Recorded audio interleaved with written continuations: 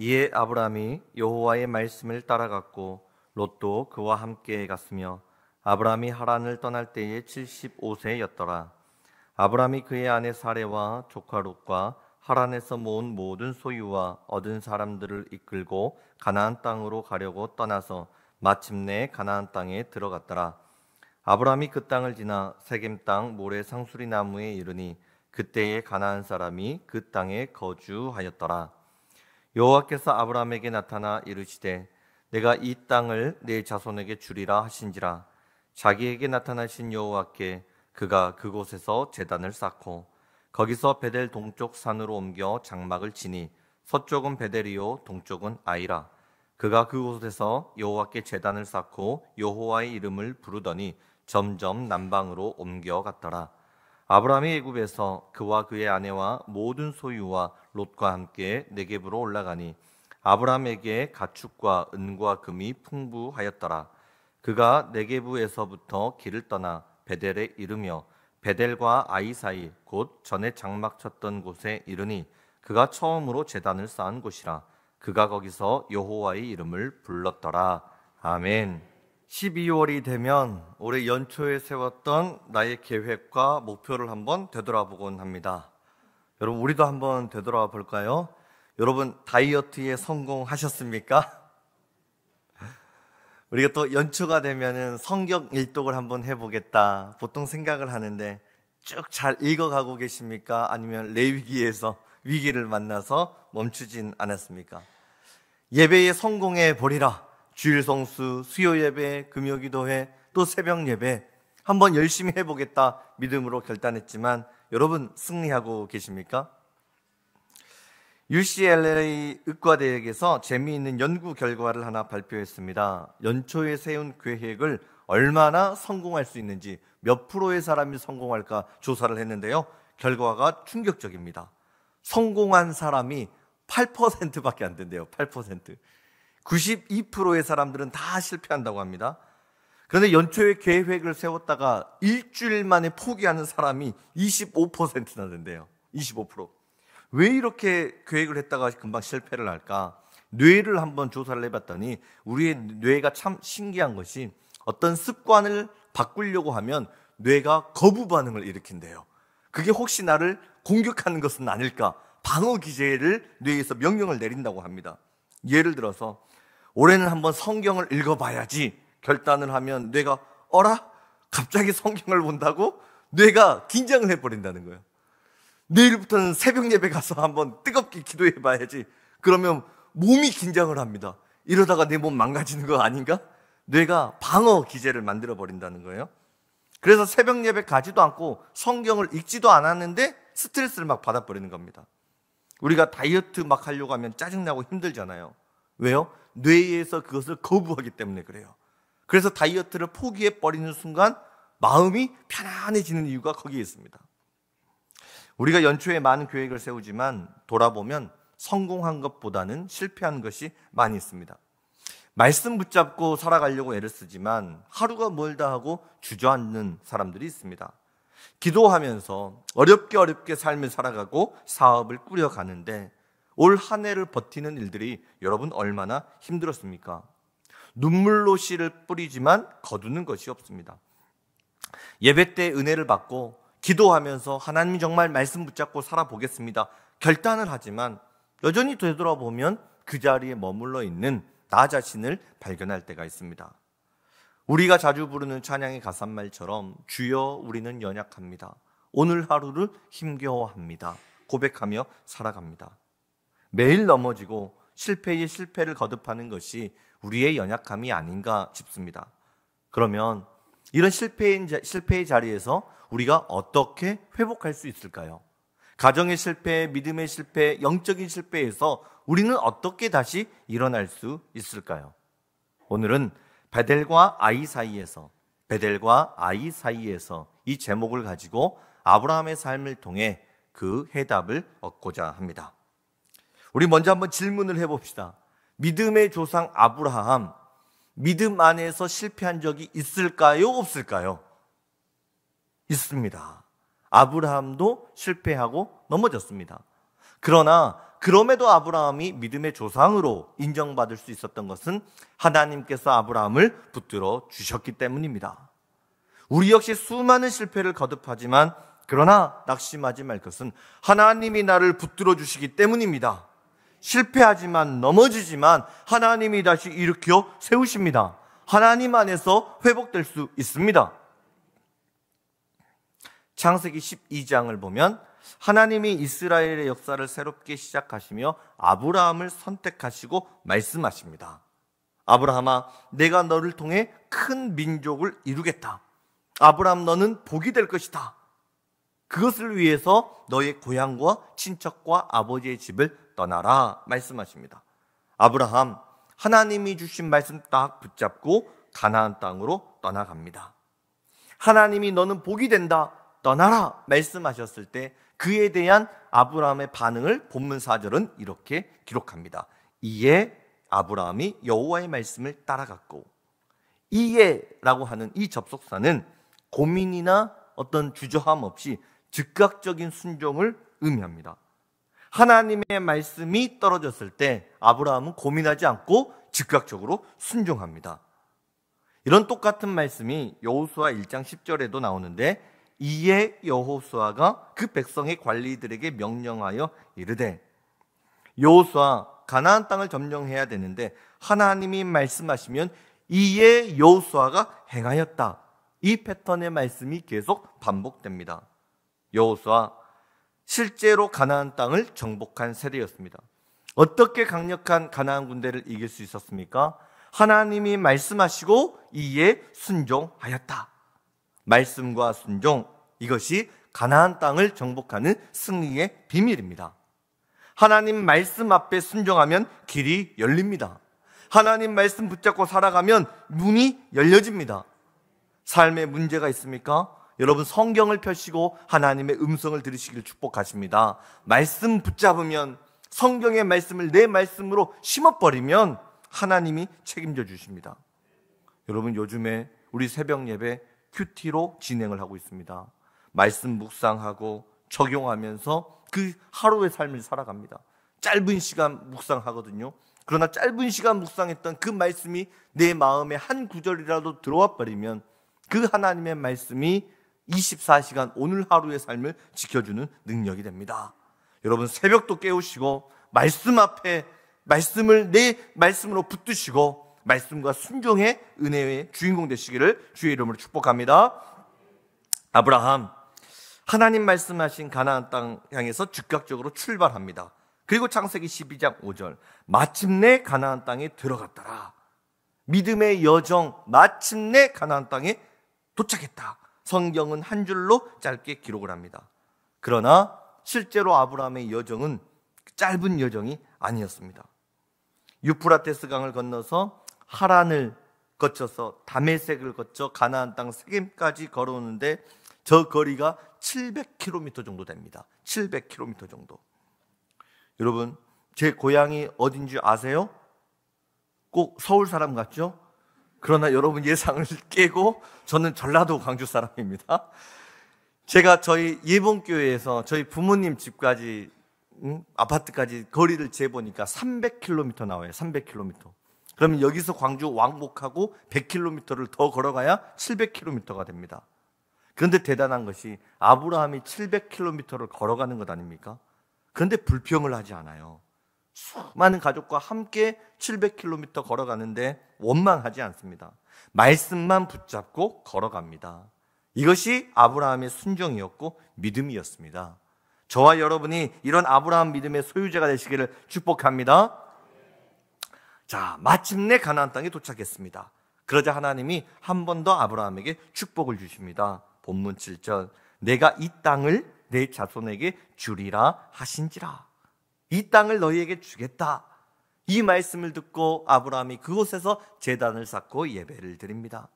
아브라함, 이제 그곳에 살면 됩니다. 주님과 동행하면 됩니다. 그러면 하나님이 복을 주시고 믿음의 조상으로 일으켜 세우십니다. 아브라함의 이야기는 여기서 끝나야 맞습니다. 그런데 뒤에 아브라함의 이야기가 계속 나온다는 것은 이때부터는 아브라함의 실패의 역사입니다.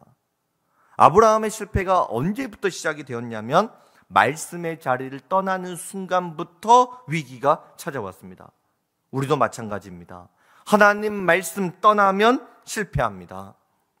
내 생각에 좋을 대로 살아가면 성공할 것 같습니다. 그러나 내 생각대로 살았기 때문에 안 되는 것입니다. 나의 생각이 아니라 성경을 펼치시고 하나님이 주신 음성을 따라 걸어가는 그 길이 가장 복된 길입니다. 아브라함, 하나님의 말씀의 자리를 떠나서 자기가 좋아 보이는 곳으로 이사를 갑니다. 본문 8절.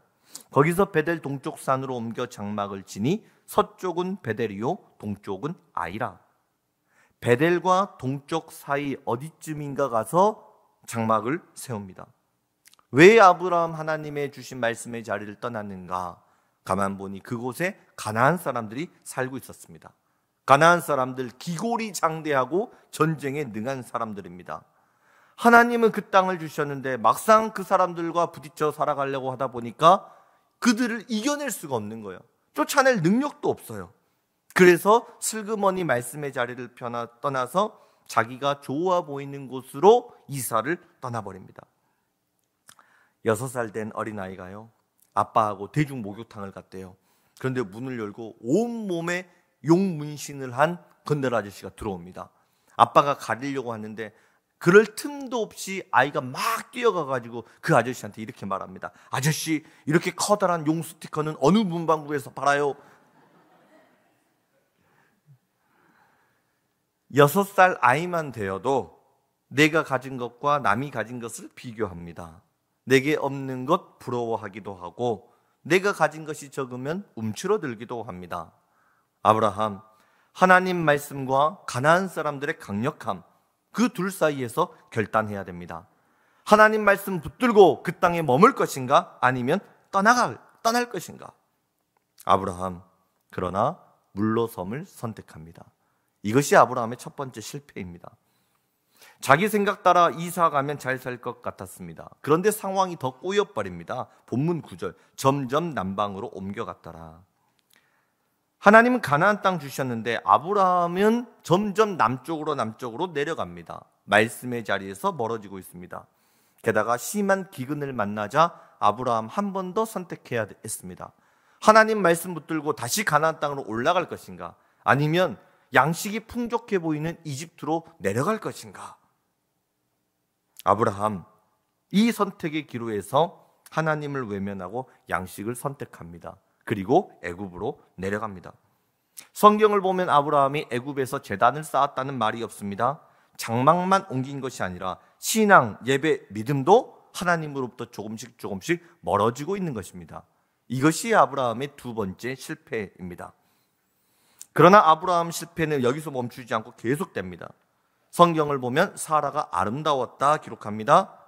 이집트에서 자신의 아내를 빼앗기 위해 혹여라도 아브라함을 해치지는 않을까 염려가 됩니다. 그래서 애굽에 들어가자마자 아내 사라를 동생이다, 누이다 거짓말을 합니다. 사라가 아름다웠다는 소식이 바로 왕에게 들립니다. 왕이 아브라함에게 값을 치르고 사라를 왕궁으로 불러들입니다. 위기를 모면하려고 했던 거짓말 때문에 아내가 팔려갔습니다. 이것이 아브라함의 세 번째 실패입니다. 그러나 다행히도 하나님의 주권적인 개입으로 아브라함과 사라는 극적으로 구출되었습니다. 그러나 아브라함의 마음이 어떻겠습니까?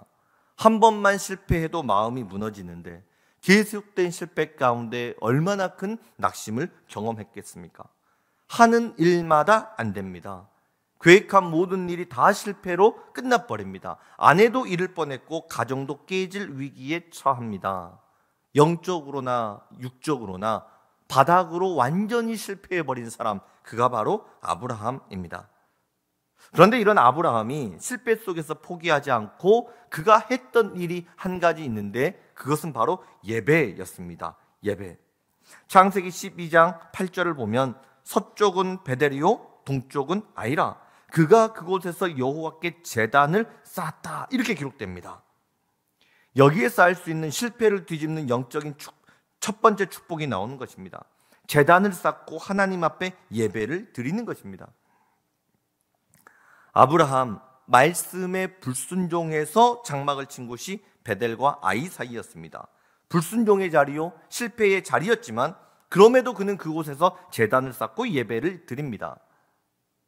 사실 아브라함은 가는 곳마다 제단을 쌓고 예배를 드렸습니다. 말씀에 순종할 때도 제단을 쌓습니다. 말씀에 실패했을 때도 그 자리에 제단을 쌓고 예배를 드립니다. 아브라함은 예배로 살고 예배로 회복하고 예배로 일어나는 예배의 사람이었습니다. 지난 수요일 제가 6개월 동안 진행했던 느헤미야 강해 설교를 마무리했습니다. 느헤미야, 무너져버린 예루살렘 성벽을 재건했습니다. 단순한 건축물을 세웠다는 것이 아닙니다. 무너진 신앙을 회복한 일이요, 믿음으로 나라를 다시 재건한 하나님의 역사입니다. 폐허로 변해버린 예루살렘 성문을 재건할 때 가장 먼저 수축했던 문은 양문이었습니다. 양을 잡아서 하나님께 예배를 드리는 그 문을 가장 먼저 회복했습니다. 모든 것이 무너졌을 때 가장 먼저 회복돼야 할 것은 예배라는 것입니다. 가정이 무너지고 교회가 무너지고 나라가 무너진 그 자리에서 우리가 최우선 순위를 가지고 회복해야 되는 한 가지가 있다면 그것은 예배입니다. 믿음이 넘어져 버렸다면, 우리의 인생이 실패해 버렸다면 그 자리에서 가장 먼저 회복해야 할 것은 예배입니다. 사랑하는 우리 예본의 여러분, 누가 뭐라 하더라도 우리는 하나님의 자녀이고 주님의 백성입니다. 성공이 하나님의 손에 있고 실패도 하나님의 손에 있습니다. 우리의 삶은 하나님의 손에 있습니다. 우리의 가정도 하나님의 손에 있습니다. 우리의 교회도 주의 손에 있습니다. 이 나라도 하나님 손에 달려 있습니다. 그렇기 때문에 우리가 예배에 성공을 한다면 모든 것에서 성공의 은혜를 누리게 되는 것입니다. 그러나 예배가 실패해버리면 모든 것이 실패로 끝나고 마는 것입니다. 하나님께 힘을 얻는 사람이 복이 있습니다. 우리의 힘이 어디로부터 옵니까? 세상이나 돈으로부터 힘이 오는 것이 아닙니다. 지식으로부터 능력이 오는 것이 아닙니다. 오직 여호와를 앙망하는 자가 새 힘을 얻게 되는 것입니다. 여러분, 이 주일은 말씀을 통하여서 인생의 모든 해답을 듣는 시간이 예배 시간입니다. 일주일 동안 살면서 마음이 깨지고 힘을 잃어버린 사람이 말씀을 듣고 예배를 드리면서 두 주먹을 움켜쥐고 하나님, 제가 다시 한번 일어나 보겠습니다, 이 하늘의 능력을 받는 시간이 예배 시간입니다. 주일은 찬양과 예배를 통해서 내 인생의 가치와 행복을 얻는 날입니다. 주일은 깨어진 관계를 회복하는 날입니다. 하나님과의 나의 영적인 관계를 바로 세우는 날입니다. 깨져버린 이웃과의 관계를 회복하는 날입니다. 또한 주일은 말 그대로 주님의 날, 주님의 사역을 열심히 감당하는 날이 예배라는 겁니다. 주일이라고 하는 것입니다. 여러분, 우리가 주일날 일하지 않고 TV 보고 놀러 다니고 막 그렇게 살면 월요일날 일어났을 때 와, 새로운 한 주가 밝았다, 열심히 살아봐야지. 여러분, 우리가 그렇게 됩니까? 쉬면 쉴수록 더 쉬고 싶고 마음이 낙심되는 게 사람 아닙니까? 운동을 해본 사람들은 다 아십니다. 여러분, 제가 이렇게 얇아 보여도요, 복싱을 배운 사람이에요. 복싱 한 6개월 배우고 나서 난 달란트가 있는 줄 알고 스파링 뛰다가 맞아가지고 갈비뼈도 부러져 보고 그랬던 사람이에요. 몸이 피곤할 때 운동한 사람만 압니다. 운동을 하고 다음날 일어나잖아요. 몸이 가볍습니다. 굉장히 가벼워집니다. 근데 몸이 힘들다고 해가지고 운동 안 하고 계속 자버리잖아요. 다음날 일어나서 너무너무 무겁습니다. 여러분, 우리의 영혼도 마찬가지입니다. 우리의 영혼이 언제 힘을 얻는지 아십니까? 하나님이 내게 맡겨주신 그 일, 사역을 감당할 때 그곳으로부터 하늘의 능력이 부어지는 것입니다. 하나님이 나에게 맡겨주신 달란트가 있습니다. 사역의 자리가 있습니다. 그것을 감당해야 능력이 임하는 것입니다. 그 일들을 감당할 때에 세상이 알 수도 없고 줄 수도 없는 그 평강이 주어지는 것입니다. 말씀을 통해 힘을 얻고 예배를 통해 우리의 삶은 변해집니다. 하나님께 드려지는 예배 한 번, 그 예배 하나가 내 인생을 변화시키는 능력입니다. 하나님을 경험하는 그 뜨거운 예배, 그 하나님과의 만남이 있는 깊은 영성, 그 예배가 사람 살리고 교회 살리고 나라를 일으켜 세우는 것입니다. 여러분 실패하셨습니까? 그 자리에서 예배를 회복하시길 바랍니다. 넘어졌습니까? 다시 한번 예배의 제단을 회복하기를 축복합니다. 예배하면 살아납니다. 아브라함이 말씀에 불순종해서 베델과 아이 사이에 장막을 치고 예배를 드렸는데 그 뒤에 보면 좀 독특한 구절이 나옵니다. 본문 12절. 그가 그곳에서 여호와께 제단을 쌓고 여호와의 이름을 부르더니, 베델과 아이 사이에 장막을 친 것은 아브라함의 불순종이었습니다. 그런데 그 불순종의 자리에서 제단을 쌓고 아브라함은 여호와의 이름을 부릅니다. 아브라함의 생애를 연구해 보면 아브라함이 제단을 쌓았다는 표현은 많이 나옵니다. 그러나 여호와의 이름을 불렀다는 표현은 거의 나오지 않습니다. 한 2번 정도 나오거든요. 공통점이 있습니다. 실패한 곳에서 제단을 쌓았을 때는 여호와 이름을 부릅니다. 애굽에서 아내 사라를 잃어버리고 다시 회복해서 베델과 아이 사리로 왔을 때 창세기 13장 8절을 보니까 그가 거기서 여호와의 이름을 불렀더라. 또 이렇게 기록되어 있습니다. 여러분 무슨 말입니까? 아브라함은 문제가 있을 때, 실패가 있을 때마다 하나님의 이름을 불렀다는 것입니다. 여기에서 알 수 있는 두 번째, 실패를 뒤집는 두 번째 영적인 축복은 하나님의 이름을 부르는 것입니다. 하나님의 이름을 부르는 것. 여기에서 부르다, 이 히브리어 원어를 보면 부르짖어 외쳤다, 부르짖어 기도했다, 이런 뜻을 갖고 있습니다. 아브라함이 실패를 만나면 그 자리에서 하나님 하고 주여 하고 주의 이름을 외쳐 불렀다는 겁니다. 인생에 실패가 찾아왔다면 그때는 교회에 나와 하나님 앞에 부르짖어 기도해야 할 때입니다. 나라의 위기가 찾아왔다면 기도의 소리를 높여 하나님께 간구해야 할 때입니다. 기도하면 하나님 들으십니다. 기도하면 문제는 해결됩니다. 한편 오늘 우리는 아브라함이 있는 곳 베델과 아이 사이를 주목할 필요가 있습니다. 베델의 원래 이름은 루스입니다. 루스가 베델로 이름이 바뀐 것은 창세기 28장 야곱이 하나님을 만난 후에 베델로 이름이 바뀝니다. 그러니 아브라함이 살고 있는 당시는 루스입니다. 그런데 성경은 의도적으로 아브라함이 거주하고 있는 땅을 베델이라고 명시하고 있습니다. 아브라함이 베델과 아이 사이에 있었다 기록합니다. 무엇을 말하고 싶었던 것일까요? 베델은 하나님의 집이란 뜻입니다. 아이는 폐허라고 하는 뜻입니다. 영적으로 보면 베델은 하나님이 계시는 곳을 의미합니다. 아이는 세상의 욕심과 멸망이 가득한 곳이 아이입니다.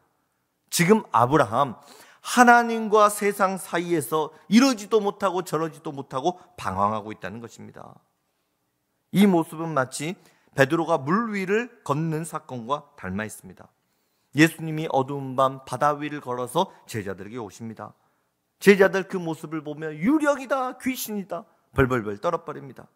이때 베드로, 만약 주님이시면 나를 명하여 물 위로 오라 하소서.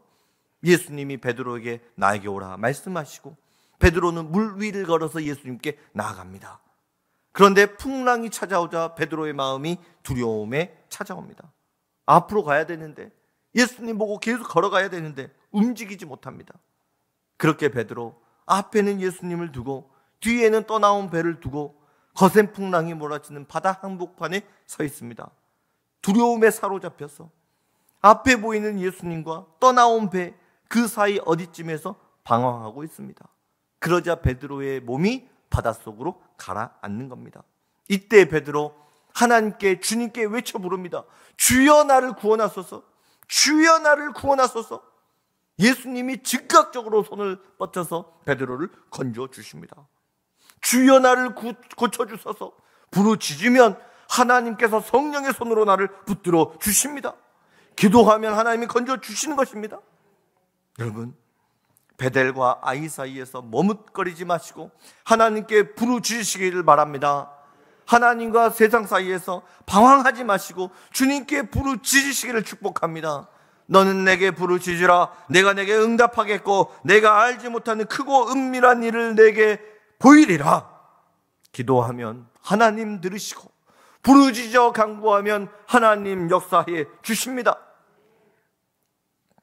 이제 마지막으로 실패를 뒤집는 영적인 세 번째 축복은 처음 마음을 회복하는 일입니다.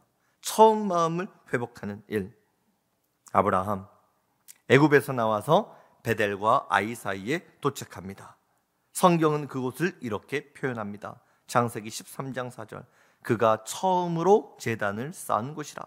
그가 거기서 여호와의 이름을 불렀더라. 아브라함은 실패와 절망 속에서 자신이 처음 쌓았던 그 제단을 다시 바라봅니다. 그곳에서 처음 하나님 불렀던 그 하나님과의 그 말씀이 있었던 그 첫 마음을 되새기는 것입니다.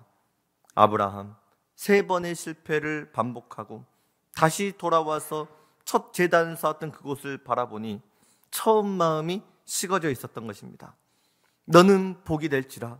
하나님의 말씀만 듣고 700km의 여정을 걸어왔던 그 말씀의 감독, 첫사랑, 첫 감격을 잃어버렸던 것입니다. 그렇게 아브라함, 하나님 앞에서 울며 처음 마음을 회복하고 있습니다. 요한계시록 2장 4절에서 5절을 보면 주님이 에베소 교회를 책망하십니다. 그러나 너를 책망할 것이 있나니 너의 처음 사랑을 버렸느니라.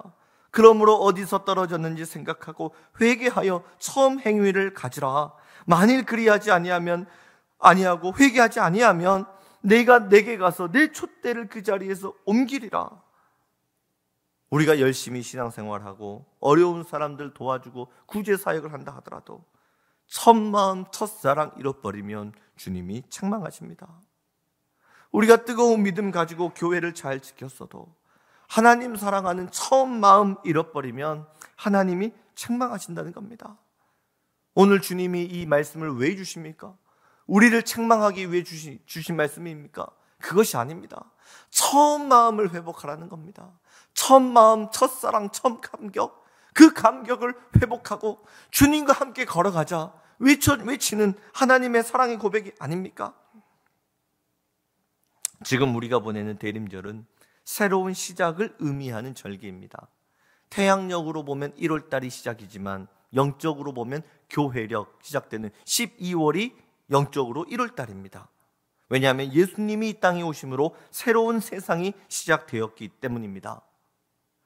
실패했던 인류의 역사가 끝나버리고 하나님이 열어주신 승리의 세상이 시작되어지는 시간들, 사탄의 계획이 무너지고 예수 그리스도를 통하여서 구원을 얻게 되는 위대한 역사의 시작, 출발, 이것이 바로 대림절입니다.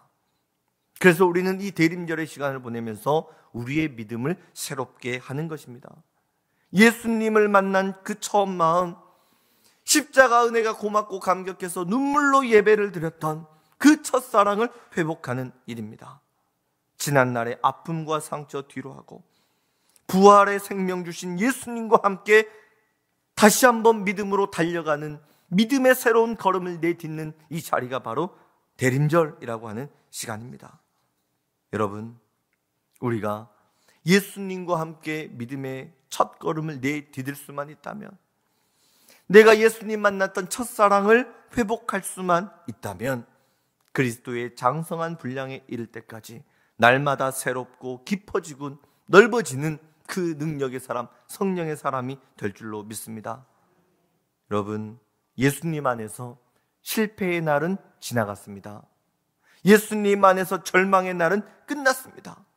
오늘 살아가는 하루는 예수님의 부활 생명으로 살아가는 믿음의 날인 것입니다. 천국의 날인 것입니다.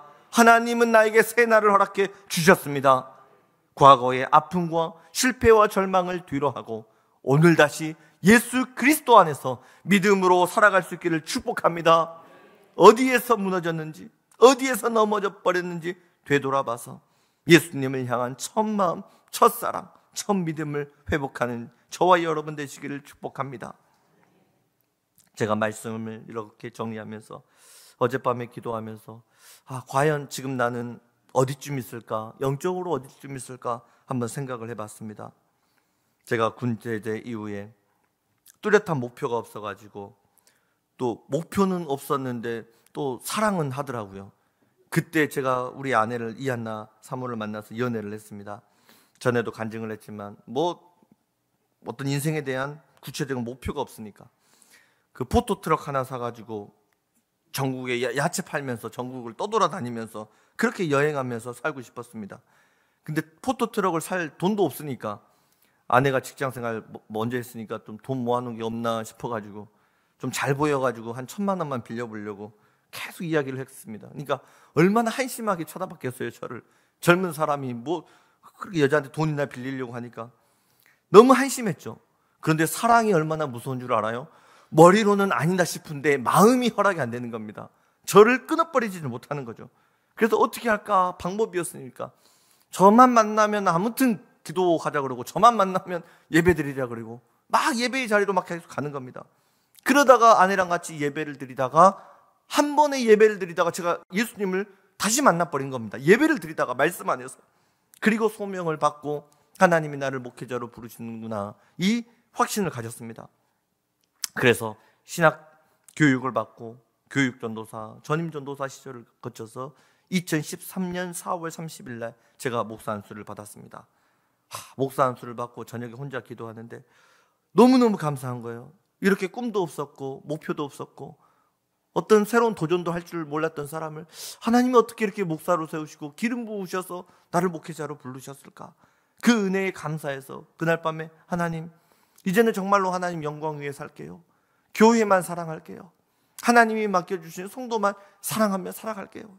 천국에 갈 때까지, 이 숨이 끊어질 때까지 교회만 사랑하고 성도들만 붙들고 그렇게 살아갈게요. 눈물로 기도를 했습니다. 그리고 어제 말씀을 준비하고 저 자신에게 다시 물어봤습니다. 이현일 목사, 하나님 주신 그 첫 마음 그대로 내 안에 살아있는가? 목사 안수를 주셨을 때 하나님이 기름 부어주셨던 사명 여전히 뜨겁게 살아있는가? 교회를 향한 열정, 성도들 사랑하는 마음 여전히 뜨겁게 불타고 있는가? 하나님께 두 손 들고 찬양했던 찬양의 뜨거움, 주여 밤을 새워서 부르짖었던 그 간절한 기도의 열망, 나는 여전히 하나님 사랑하고 있는가? 나는 여전히 똑같이 주님 사랑하는 그 사랑 고백하고 있는가? 돌아보니까 너무나 부끄러웠습니다. 열심히 달려왔는데, 열심히 사역한다고 그렇게 생각을 했는데, 다시 내 신앙을 돌아보니까 하나님이 원하는 자리가 아니라 어느새 저만큼 물러나 있는 저 자신을 보게 되었습니다. 되돌아보니까 제가 베델과 아이 사이에 머물러 있었습니다. 저 자신이 하나님과 세상 그 어디쯤에 머물러 있었던 겁니다. 그래서 어젯밤 늦은 새벽이 늦도록 울고 기도하고 또 기도하고 또 회개를 했습니다. 여러분은 어떻습니까? 아브라함처럼 베델과 아이 사이에서, 하나님과 세상 사이에서 방황하고 있지는 않습니까? 베드로처럼 예수님과 배 사이에서 머뭇머뭇거리다가 세상 속으로 점점 빠지고 있지는 않습니까? 한 해 동안 실패하고 절망 가운데 넘어져 있는 분이 있습니까? 주저앉아 다시 일어날 힘을 놓쳐버린 그런 분이 있지는 않습니까? 여러분 기억합시다. 예배하면 살아납니다. 하나님께 부르짖으면 주님이 건져주십니다. 첫사랑 회복하고 예수님 품에 안겨버리면 하나님이 해결해 주십니다. 하나님께 돌아가면 하나님이 새로운 역사를 일으켜 세우십니다. 베델과 아이 사이에서, 하나님과 세상 사이에서 예수님 붙들고 다시 일어나십시다. 기도하겠습니다. 하나님, 우리는 아브라함처럼 베델과 아이 사이에서 갈팡질팡할 때가 있지만 그럼에도 하나님 한 번도 나를 잊은 적 없다 말씀하시니 감사합니다.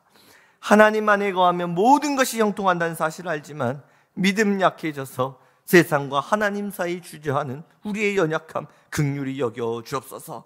주여, 이제는 결단하고 다시 한번 하나님께 돌아갑니다.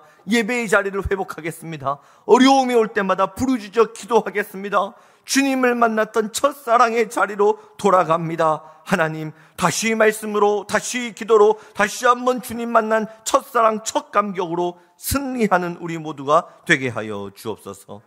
예수님 이름으로 기도드립니다. 아멘.